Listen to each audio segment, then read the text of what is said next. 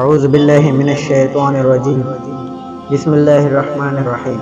شروع کرتا ہوں اللہ کے نام سے جو بڑا مہربان نہایت رحم والا ہے۔ سیدنا عمر فاروق بہت شفاف اور نکلی ہوئی شخصیت کے مالک تھے۔ جب حالت کفر میں تھے تو نبی علیہ السلام کو شہید کرنے کی نیت سے گھر سے نکلے۔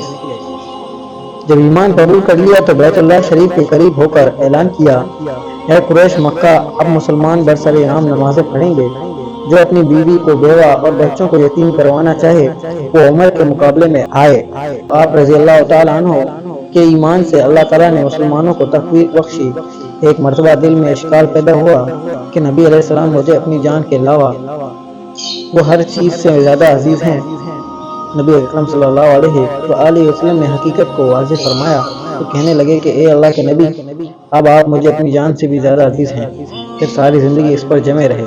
فتح مکہ میں حضرت عباس اپنے خچر پر سوار حضرت ابو سفیان بن حرب کو بٹھا کر لائے اور نبی اکرم صلی اللہ علیہ وسلم کی خدمت میں عرض کیا کہ اللہ کے نبی، میں نے ابو سفیان کو پناہ دی۔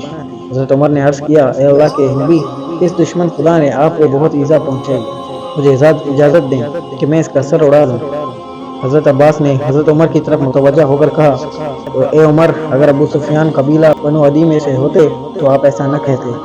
جواب میں حضرت عمر نے کہا، اے عباس، جس دن آپ اسلام لائے تو آپ کا ایمان لانا مجھے اپنے والد خطاب کے ایمان لانے سے زیادہ محبوب تھا، اس لیے کہ آپ کے ایمان لانے سے نبی علیہ السلام کو خوشی ہوئی تھی۔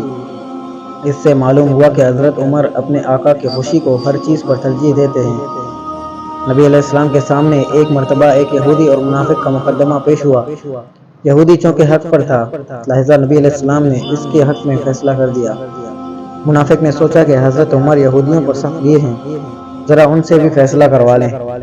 جب حضرت عمر کو معلوم ہوا کہ نبی علیہ السلام پہلے فیصلہ دے چکے ہیں اور یہ منافق اپنے حق میں فیصلہ کروانے کی نیت سے میرے پاس آیا ہے، آپ رضی اللہ عنہ اپنے گھر سے ایک تلوار لائے اور منافق کی گردن اڑا دی۔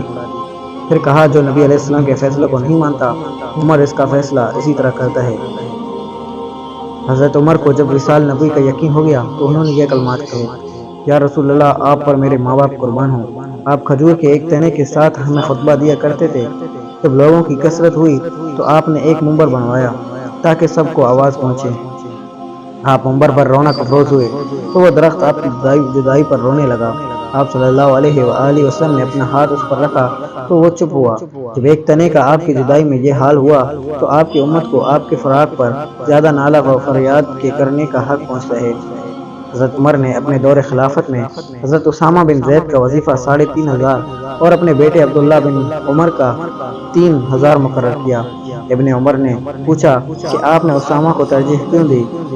وہ کسی جنگ میں مجھ سے آگے نہیں رہے۔ حضرت عمر نے جواب دیا کہ اسامہ تمہاری نسبت نبی علیہ السلام کو زیادہ محبوب تھا اور اسامہ کا باپ تمہارے باپ کے نسبت نبی علیہ السلام کو زیادہ پیارے تھے، بس میں نے نبی علیہ السلام کے محبوب کو اپنے محبوب پر ترجیح دی۔ ایک مرتبہ حضرت عمر نے شفا بنت عبداللہ عدویہ کو بلاوا بھیجا۔ وہ آئیں تو دیکھا کہ عاتکہ بنت اسید پہلے سے موجود تھیں۔ کچھ دیر بعد حضرت عمر نے دونوں کو ایک ایک چادر دی، لیکن شفا کی چادر کی قیمت کم تھی۔ انہوں نے کہا، میں آپ کی چچا زاد بہن ہوں، قدیم الاسلام ہوں، آپ نے مجھے خاص اسی مقصد کے لیے بلایا۔ عاتکہ تو یوں ہی آ گئی تھی۔ آپ نے فرمایا، واقعی یہ چادر میں نے تمہیں دینے کے لیے رکھی تھی، لیکن جب عاتکہ آ گئی تو مجھے نبی علیہ السلام کی قرابت داری کا لحاظ کرنا پڑا۔ اپنے دور خلافت میں حضرت عمر ایک مرتبہ رات کو گشت کر رہے تھے۔ آپ رضی اللہ عنہ نے ایک گھر سے کسی کے اشعار پڑھنے کی آواز سنی۔ جب قریب ہوئے تو پتہ چلا کہ ایک بوڑھی عورت نبی علیہ السلام کی محبت اور جدائی میں اشعار پڑھ رہی ہے۔ حضرت عمر آپ دیدہ ہو گئے اور دروازہ کھٹکھٹایا۔ بوڑھی عورت نے حضرت عمر کو دیکھا تو حیران ہوئی اور کہنے لگی، امیر المؤمنین، آپ رات کے وقت میرے دروازے پر؟ آپ رضی اللہ تعالیٰ عنہ نے فرمایا، ہاں، مگر ایک فریاد لے کر آیا ہوں کہ وہ اشعار مجھے دوبارہ سنائیں جو آپ پڑھ رہی تھی۔